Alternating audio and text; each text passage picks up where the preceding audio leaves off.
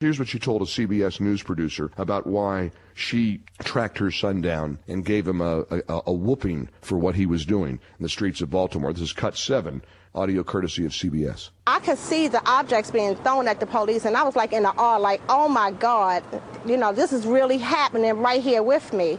And lo and behold, I turn around and I look in this crowd, and my son is actually coming across the street with this hoodie on and a mask.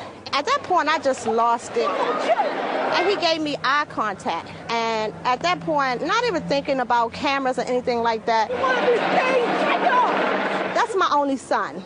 And at the end of the day, I don't want him to be a Freddie Gray. But to stand up there and vandalize police officers, get over here, that's not justice. That's not what, you know, I'm a single mom. You know, I have 6 children, and I just choose not to live like that no more, and I don't want that for him. What were you thinking when you saw him? Were you shocked? Were you angry? I was shocked. I was angry. I was shocked, because you never want to see your child out there doing that.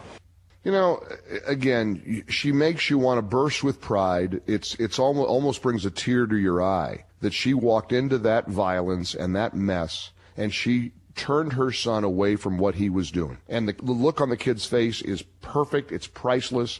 He's like, wow, mom's mad. I have really crossed the line. Maybe I'm doing something wrong here. And incidentally, that young man will remember that lesson for the rest of his life. Who knows what choices he'll make? You pray that he'll make the right choices, like we pray for all of our kids to make the right choices. But just consider that she's not the only one. She's not alone. Now, compare that with this councilman, Carl Stokes, a Baltimore City councilman. A lot of people, the president, even the mayor, after she incited the riots, in my opinion, then later called the rioters thugs. That seems to be a word that has been used a lot. Here's a city councilman, Carl Stokes, says you can't call these young people thugs. They're just expressing themselves. Listen to this, cut number 13 with CNN's Aaron Burnett. The mayor of Baltimore, who's come under a lot of criticism, scathing criticism for her handling of this, referred to the people who were doing this last night as thugs. And she got a lot of criticism for that. There were people I saw on Twitter saying, why would you call them thugs? Then they're not going to listen to you.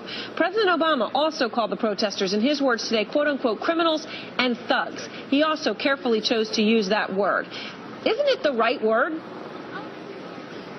No, of course it's not the right word to call our children thugs. These are children who have been set aside, marginalized, who have not been engaged by us. No, we don't have to call them thugs. But how does that justify what they did?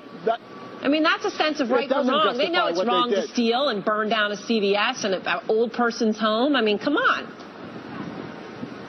Come on. So calling them thugs, just call them niggers. Just call them niggers. No, we don't have to call them by names such as that. We don't have to do that. That is exactly what we've sent them to. No, when you say come on what? You wouldn't call your child a thug if they should do something that would not be what you would expect them to do. Look, I respect your point of view. I would hope that I would call my son a thug if he ever did such a thing.